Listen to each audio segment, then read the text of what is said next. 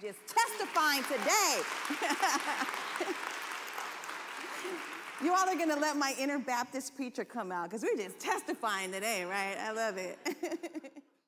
So this month, I kind of wanted to play on the theme of power since it is our 12 power for the month. And so I wanted to look at speaking truth to power. And that's a phrase that I'll explain to you a little bit about that. But for me, the inspiration came from the scripture in Proverbs 18:21 that says, the death and life are in the power of the tongue. So that's so much in alignment with unity and what we say. What we say into the world creates an energetic resonance. What we say into the world creates our reality. What we say into the world has power. And so we're looking at how are we speaking. The phrase truth to power originated in 1955, and it actually was a pamphlet from the Quakers. It was a pamphlet called Speak Truth to Power, A Quaker Search for an Alternative to Violence by the American Friends Service Committee. And that was co-authored by a gentleman named Bayard Rustin. Does anyone know who Bayard Rustin is? Bayard Rustin is one of the unsung heroes of the American Civil Rights Movement. For many different reasons, he has sort of been lost in history, but I would venture to say primarily because he was a very out and proud black gay man during a lot of years before that even became something that was okay. And so partly he was a co-author. His name was never on the pamphlet because of that. But I want to speak truth to power and speak his name because I think it's important that he be placed back in history. And so the idea is about how do we speak to power structures? How do we tell truth? So power structures may try to make us weak, or they may oppress people, or they may create circumstances around our lives. But how can we as people speak truth that is saying we're taking that out there? We're challenging what you are telling us is true. In classical Greece, there was an idea very much like speaking truth to power, and it was known as parrhesia. And that tactic is similar to something called satyagraha, which is from India, and that's the idea that Mahatma Gandhi used when he was seeking independence from British India. So there are these ideas about how do we create this word, how do we use our voice as a tool for change. Speaking truth to power for us this month will be a little different. It will be about how do we speak in a way that we create power in our lives? How do we speak in a way that we become aligned with the power that is us? How do we speak in a way where we can heal, where we can truth tell, where we can finally speak things that have never been spoken, that need to roll off our tongue and roll off our lips so that we become free. There's power in the spoken word. I want to add to the energy here this month an idea that comes from the Reverend Mark Hicks, who is the founder of a website, a marvelous website called truthunity.net. And anything and everything archival you can find on that website about unity. But he says that we need to look at the time between Mother's Day and Father's Day as a healing season. And we need to be able to speak truth to power about the wounds that we carry from our past, from our families of origin. And so he invites us, and I invite you all, to set the intention in this season of healing to be able to heal that parent wound, whatever that may mean for you. It leads us to be in alignment with the truth of our being, with our Christ nature, when we allow and set that intention to heal those primordial wounds. So today I'm going to be talking about the Divine Mother. Now, what is the Divine Mother? We talk about Mother's Day, but ultimately we're celebrating the Divine Mother. I'm going to hold off on that slide and I'll let you know. Thank you. The Divine Mother is all about, what do we think about moms, right? Maybe our moms were not like this, right? But maybe we wanted our moms to be, loving and comforting and compassionate and caring and thoughtful and giving. All of these things that we think of as a mom. And again, this may not have been our experience, but we can understand that as a framework or as an archetype, right? So we celebrate really today, not Mother's Day, but the concept ultimately of the Divine Mother.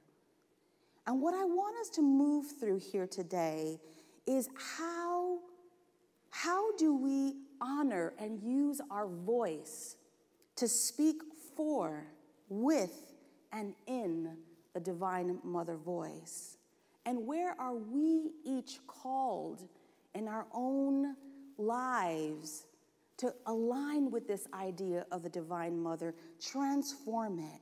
Where are we called to be in this sacred remembrance? I want to begin with Eric Butterworth today as I talk through this concept of Mother's Day.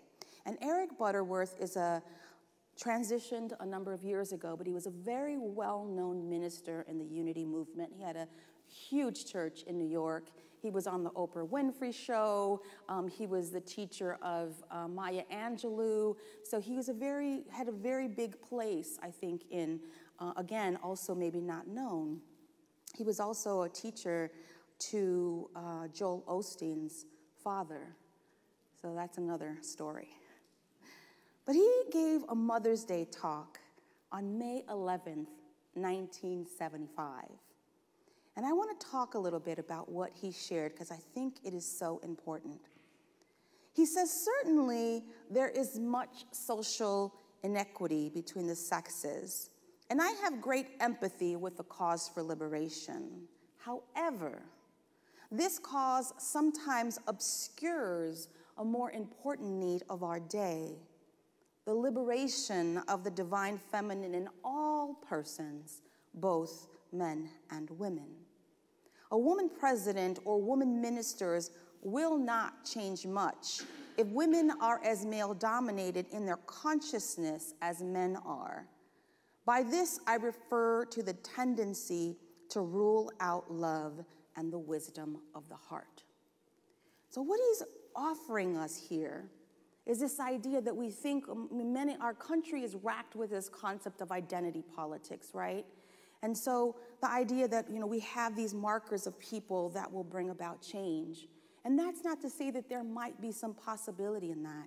But what he offers us here is to think about, it's not about the gender or maybe even the color or the sexuality of the person. It's what are you bringing to the table energetically? What frameworks are you changing? What newness or oldness are you offering on to the conversation? And so he's saying the importance of moving in this concept of the divine feminine principle of the wisdom of the heart is important. That is where the conversation shifts and changes a bit from this concept of the power, like we talked about, power being might and right, to this idea of the opening of the heart, the wisdom of the heart, and how do we share in that way in leadership. He goes on and talks about religion. In the field of institutional religion, the big news today is the trial of a clergyman who permitted women priests to give sacraments in his church. But even more shocking is the sad neglect of the mystical and transcendent in the teachings of these same institutions. The tragic fact is that ministers, even if they include women, are often recruited, trained, ordained, and placed without even having been introduced to, let alone challenged to explore the depths of the cosmic dimensions of life. What is he talking about there? He's talking about the fact that, again, having women on the pulpit is great. But if we're not changing the energetic game, if we're not advancing the conversation to change things, what are we really doing? Again, it's about a framework. He's suggesting that the way spirituality has been executed in our culture is very one-dimensional. And it's not just about the idea of it being male-dominated. It's the idea that the ethics of the mother, the ethics of the divine feminine have not been fully brought into this idea of spirit. The idea that spirit is of the heart, not just of the head. It's not how do we think thoughts that change the world. How do we think and feel thoughts? You know, when we hear music, music is one of the most transcendent ways to connect to spirit. Why? Because we are feeling it. We're not thinking about it. And that's the kind of ideas we need to begin to feel spirit. We need to begin to so be in that moment that we don't have to even think. Feeling the spirit. And that calls for a multi-dimensional embodied spirituality. So it's spirit on many dimensions. You know, this good book right here, yes. You know, y'all know I'm a Bible girl through and through. But, you know, even the Bible shares with us other ways of engaging spirituality. Think about Jesus' journey. He talked about being anointed with oils. Hello, that's essential oils. You know, there's different ways in which even in the Bible we're given those little ways, those openings to see how there may have been other ways that we engage. And we need to also understand that those of us who choose to have that multi-dimensional spirituality are not satanic, and we're not witches, and we're not weird, and we're not Christians. And I say this because this is where we're at in the state of this country right now, in the state of the world. You know, there's a minister that is here locally, and spoke back in February and called out women in his congregation for being witches. Did anybody hear about this? Called them out for being witches. And he talked about them burning sage and having crystals. Oops, I guess that's me. I guess that's a whole lot of us here, right? Yes, I see people waving. Yes, yes. But here's what's even more important that we have to capture. He had a small following of people. Small following, and guess what? His internet presence is millions of people globally. And he has a church that can't even fit in this sanctuary. Thousands. What is that saying to us? But more importantly, what is that saying to us about what we need to do, about who we need to be, about who we need to share in the world this message of love and truth, which is also the message of the Divine Mother. Witches historically were called out. Why? Because they questioned, they spoke up, they challenged. I mean, that is essentially what we as a community, what we as unity, as a movement have done. Questioned all of these things, invited people in. Wherever you are on your journey, you're welcome here. You are welcome to question. You are welcome to push back. And you are welcome not to believe a gosh darn thing I say here. That's what I want. We're engaging your truth, your godness, your goodness, not mine. I'm only offering you a space. Eric Butterworth says, Mother's Day is a good time to herald the importance of the divine feminine, the need to explore and harness our inner depths. When the intellect is unified with the superconscious flow, there is a balance of the male and female. Then only is there hope of creating a world of order, of peace, and goodwill. One is simply not qualified in modern times without a sense of the transcendent, the free flow of understanding love, and the wisdom to believe the heart. Wisdom to believe the heart. You know, we call ourselves here, some of us call ourselves Christian or coming from a lineage of Christianity because Jesus in unity is our way shower. Jesus was all about that, about the wisdom of the heart. If we look at the New Testament and we look at Jesus' story, and I mean look, and I don't think you even have to look real hard. See, people who use the Bible as a weapon are choosing to use only parts of that, and they're weaponizing those things. So I tell you, again, I'm throwing the gauntlet down, boom, here today and saying we are taking the Bible back. We are taking it back because there's so much mysticism in there. There's so much in there that's mystical that is not about the way in which it is used historically and even used contemporarily. The Bible has so much information. If we look at Jesus' journey, women figured significantly into his ministry. He had female disciples.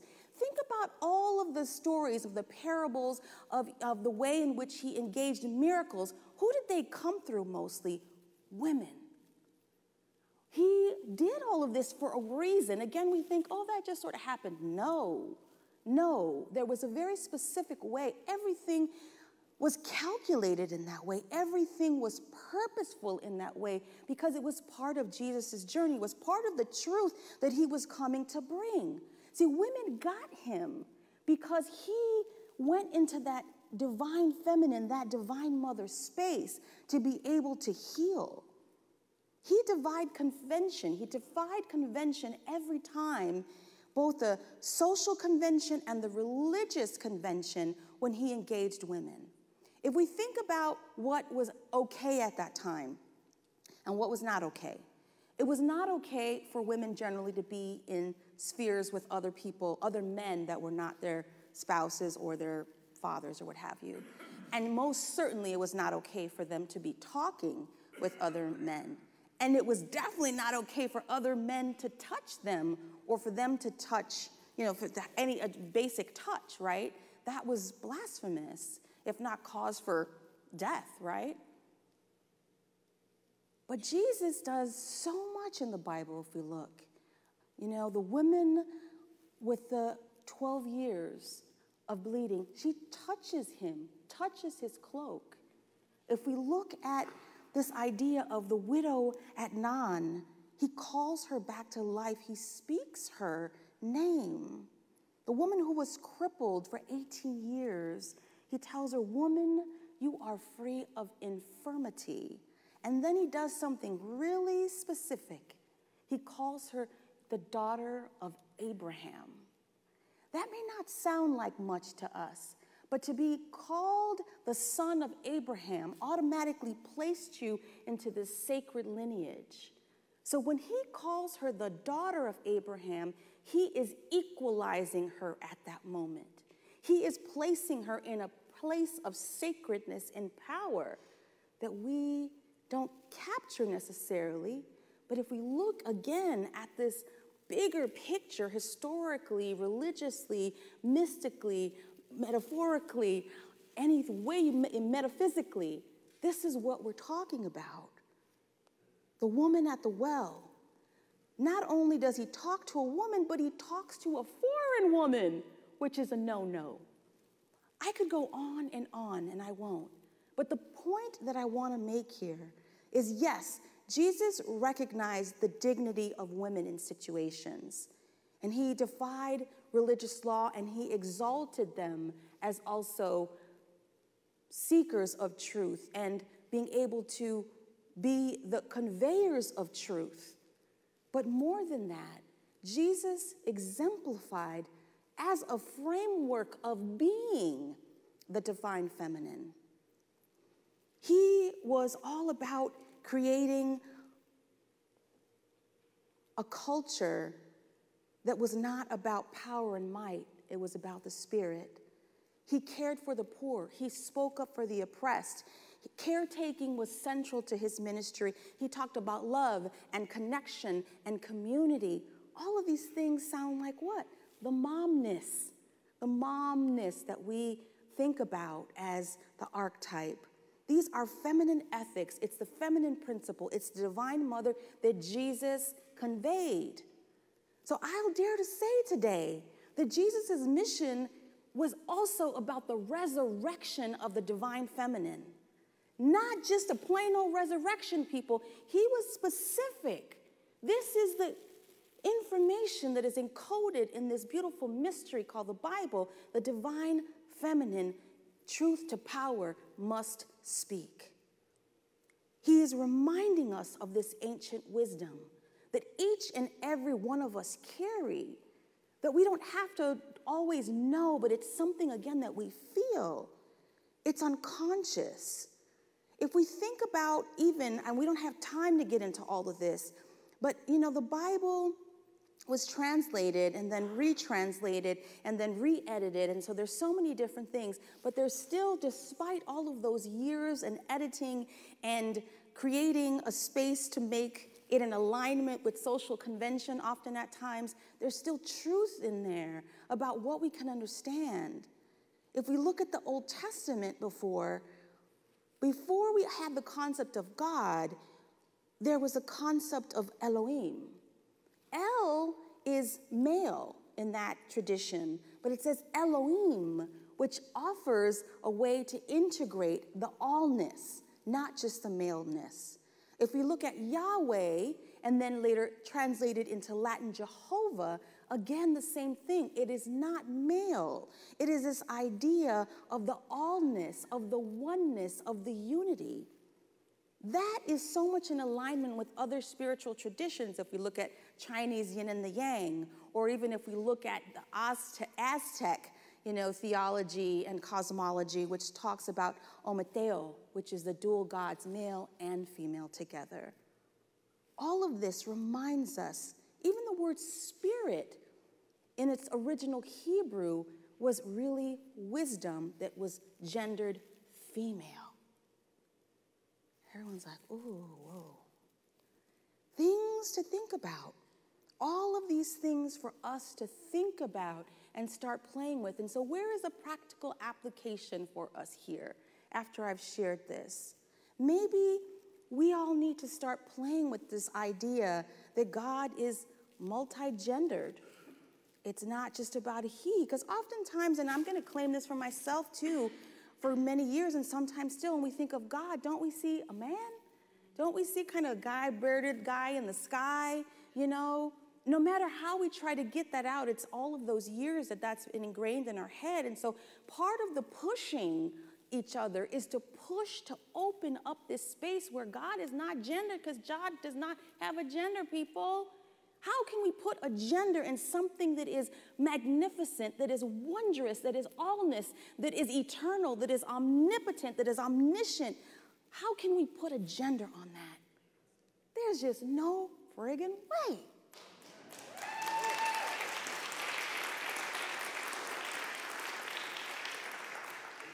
And I want us to open up a space as well where we are allowing ourselves not to just be in the divine mind, but be in feeling, because many of us have healing to do around being able to okay with how we feel, okay with how we emote, okay with what our bodies are doing that are part of that feeling. And so engaging each other in opening up that, to privilege that as well.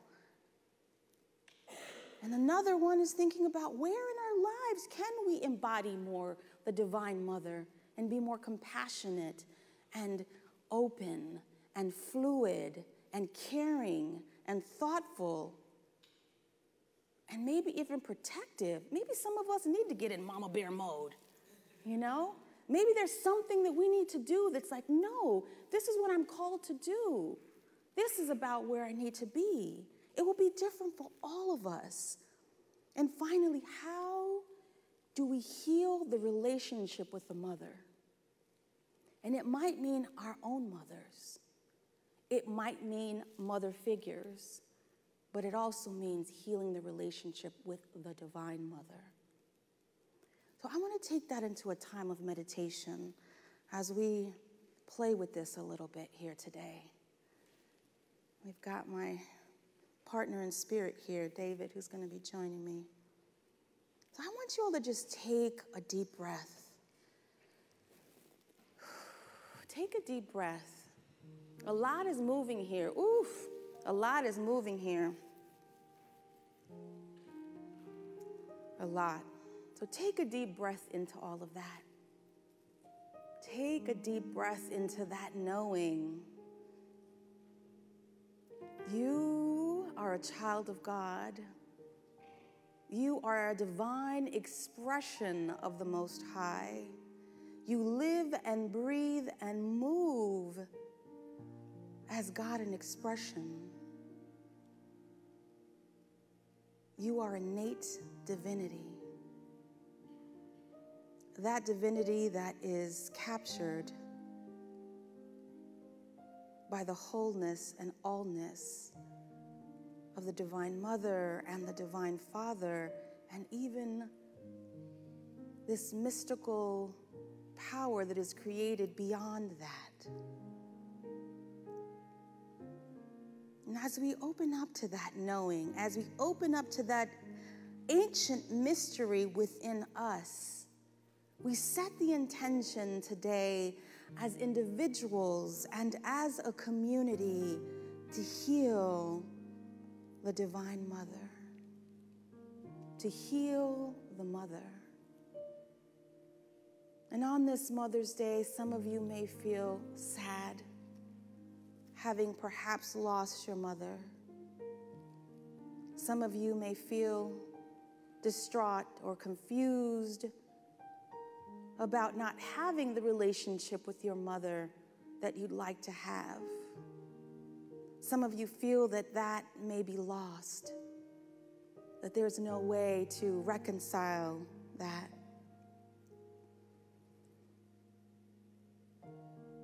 And some of you are in gratitude for still having your mothers here, having the opportunity physically to be able to resurrect that relationship. And so as we breathe into this intention, breathe into this knowing, breathe into this possibility, we set the bold affirmation and intention to heal the mother within, the mother that is represented deep in our bones, in our DNA, our spiritual DNA, and the recesses of our being, healing the mother today. And if you've closed your eyes, I'm going to ask you to open your eyes and just again, breathe into that. And I'm going to ask the moms that are here as part of our meditation experience to stand. And if you're a mom that is not gendered female, that's okay too, because there are moms here that are male or that are non-gendered. And if you can't stand, that's okay. But I'm going to ask you all to stand. And so you all become the beautiful conduits this morning. We're ushering in this divine feminine energy. And I'm going to ask for the slide now as we share this mother blessing with you all. And so the first will be this, and you can just say it together with me. Everyone can just bless the moms here. I bless all mothers everywhere. We bless all mothers everywhere. We are the blessed mothers everywhere. And so it is. You may have a seat.